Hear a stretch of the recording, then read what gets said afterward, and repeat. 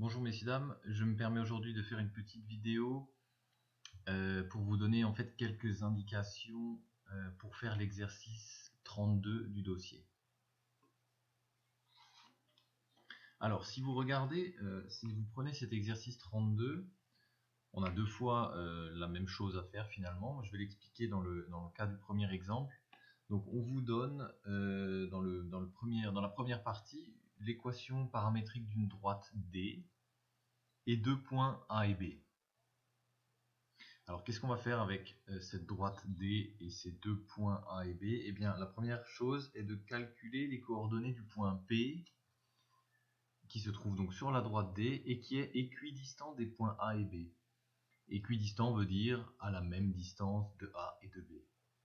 Donc je vais déjà essayer de faire une petite représentation de cette situation. Donc je considère un point P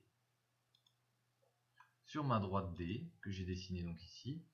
Vous voyez ici et ici les deux points A et B, voilà, qui ne sont a priori pas sur la droite, d'après ce qu'on peut voir, voilà. J'ai dessiné en bleu aussi le vecteur directeur de la droite qui est ici le vecteur 1, moins 1 et 2. Voilà, pour l'instant je fais ça. Et je cherche donc la position de ce point P, qui doit rester évidemment sur la droite, mais en tout cas pour que la distance de P à A soit la même que la distance de P à B. Alors distance en géométrie vectorielle, on appelle ça la norme.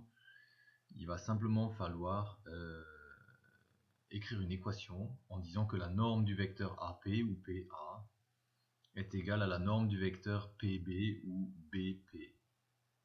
Donc là en tout cas, si je dessine ces deux distances, elles sont clairement pas les mêmes.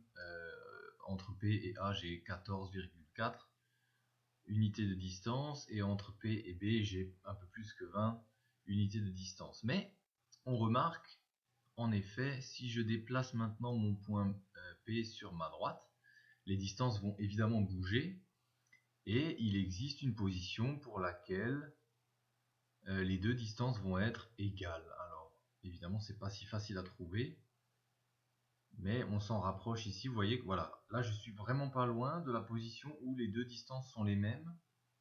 Voilà, je pense l'avoir trouvé ici. Donc, on voit ici que le point P se trouve à la même distance du point A que du point B.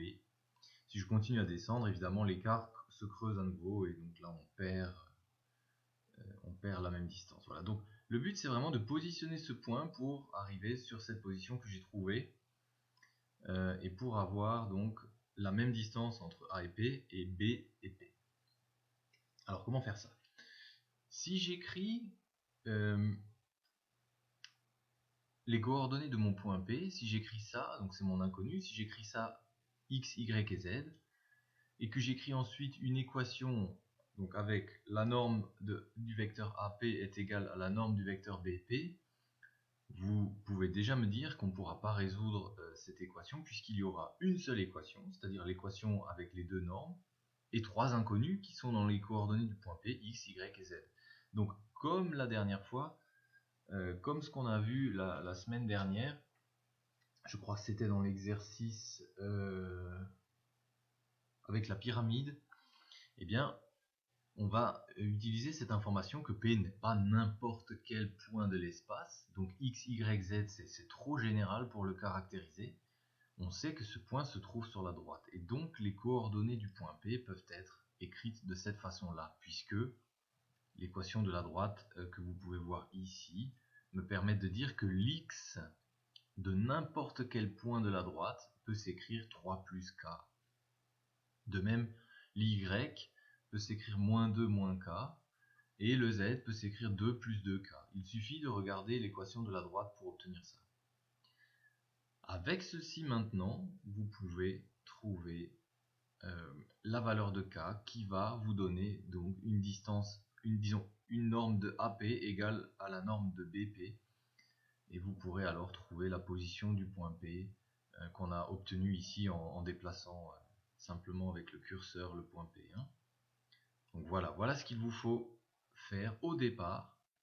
Ensuite vous écrivez donc les composantes des vecteurs AP et BP, vous écrivez leurs normes et vous vous égalisez ces deux normes et vous résolvez sur K. Alors il y a de l'algèbre, essayez de le faire à la main, on a pas mal de calculs d'algèbre, notamment des binômes, puisqu'on sait que dans les normes il y a des choses au carré et des racines, donc soyez attentifs avec l'algèbre. Et voilà donc pour la première partie. Donc on va comme ça pouvoir trouver le K, et puis ensuite quand on aura trouvé le K, on pourra trouver X, Y et Z du point P vraiment très exactement.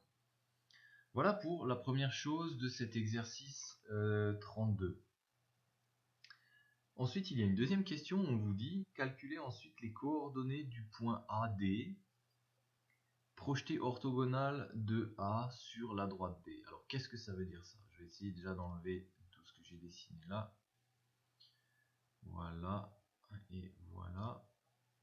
Et on cherche maintenant un point AD qui se trouve encore sur cette droite. Donc je vais simplement changer le nom du point P. Maintenant il s'appelle AD. Ça change pas grand chose à vrai dire. Voilà. Et on cherche donc ce point qui doit être le projeté orthogonal du point A sur la droite D. Alors qu'est-ce que ça veut dire ça? Eh bien, projeté orthogonal, c'est peut-être quelque chose qu'on a déjà vu ensemble. Le projeté orthogonal, c'est donc le point qui se trouve sur la droite D et qui se trouve aussi à la plus petite distance du point A. Et pourquoi on appelle ça un projeté orthogonal? Eh bien, évidemment parce que si je dessine l'angle entre la droite AD et la droite D que j'ai ici, eh bien le point que je recherche va être justement celui qui forme un angle de 90 degrés. Voilà, j'arrive pas exactement sur 90 degrés, mais voilà, plus ou moins. Donc voilà ce qu'on appelle le projeté orthogonal du point A sur la droite D. C'est donc le point qui se trouve à la plus petite distance du point A.